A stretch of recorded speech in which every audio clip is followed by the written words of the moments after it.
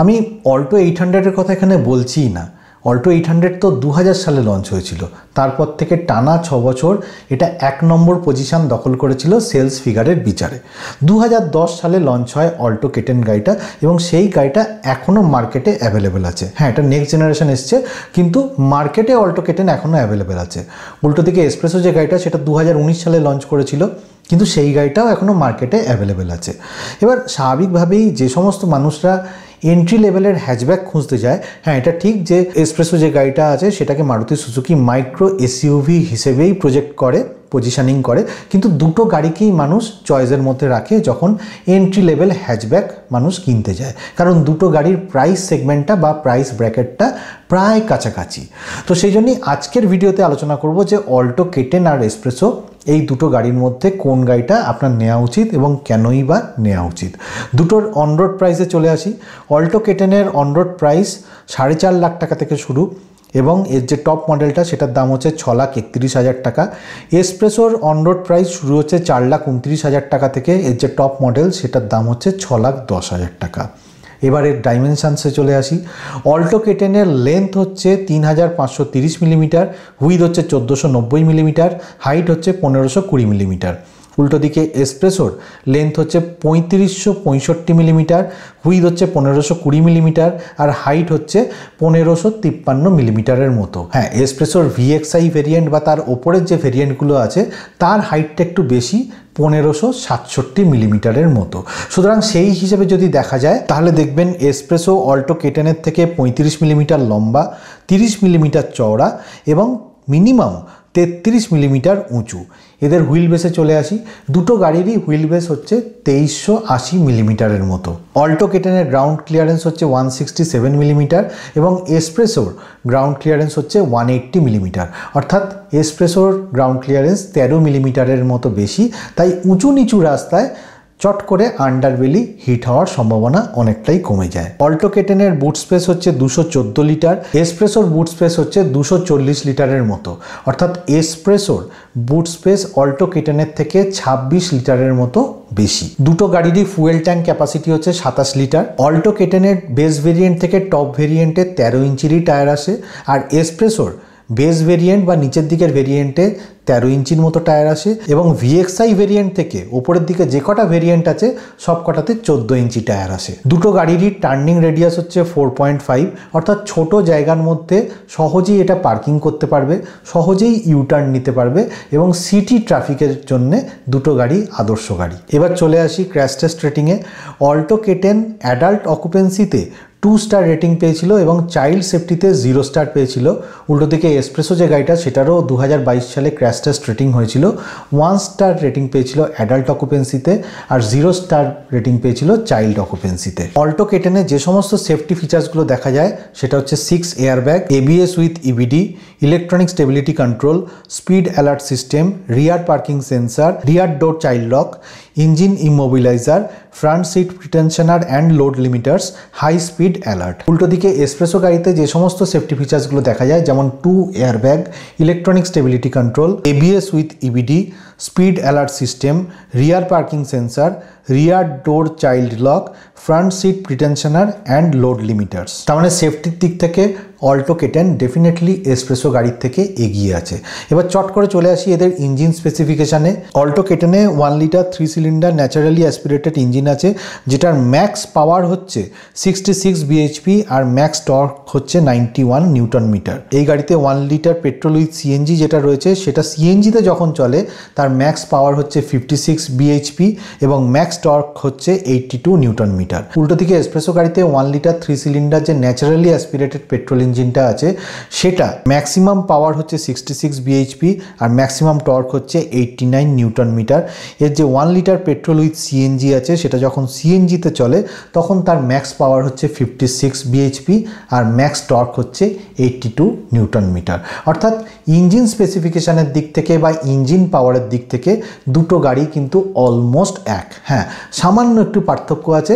1 litre petrol ইঞ্জিনে যে টর্কটা আছে ম্যাক্সিমাম টর্কটা একটু হলেও বেশি অল্টো K10-এ এসপ্রেসোর থেকে। এবার চলে আসি এদের ক্লেমড মাইলেজে। অল্টো K10-এ পেট্রোল যে ম্যানুয়াল ট্রান্সমিশনটা আছে সেটার মাইলেজ হচ্ছে 24.39 kmpl। পেট্রোল যে AGS-টা রয়েছে বা এএমটিটা রয়েছে সেটার মাইলেজ হচ্ছে 24.9 kmpl। এলএক্সআই ভিএক্সআই এর যে সিএনজিটা রয়েছে সেটার ক্লেমড মাইলেজ হচ্ছে 33.40 কিলোমিটার পার কেজি। উল্টো দিকে এসপ্রেসোর যে স্ট্যান্ডার্ড ভেরিয়েন্ট আর এলএক্সআই ও ভেরিয়েন্ট রয়েছে সেটার মাইলেজ হচ্ছে 24.12 kmpl। ভিএক্সআই প্লাস ও এই দুটোর মাইলেজ হচ্ছে 24.76 kmpl।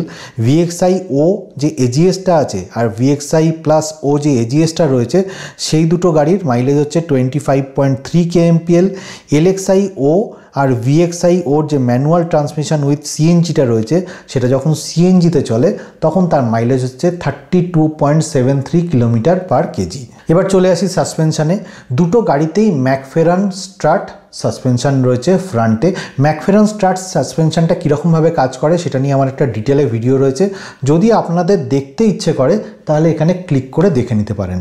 তবে এই ভিডিওর সাথে ম্যাকফেরান স্ট্রাট সাসপেনশন কিভাবে কাজ করে তার কোনো সম্পর্ক নেই। পিছনে এদের টরসন বিম সাসপেনশন রয়েছে। দুটো গাড়িরই সাসপেনশন স্টিপ, কিন্তু এসপ্রেসো যে গাড়িটা আছে সেটার সাসপেনশনটা একটু বেশি স্টিপ, আর সেই জন্য যখন উঁচু নিচু রাস্তায় চলে বা ভাঙাচোরা রাস্তায় চলে তখন এসপ্রেসো গাড়িতে একটু বেশি ঝাঁকুনি অনুভব হবে, কিন্তু এসপ্রেসোর হ্যান্ডেলিংটা কিন্তু অল্টো K10 থেকে বেটার। এবার চলে আসি কমফর্ট।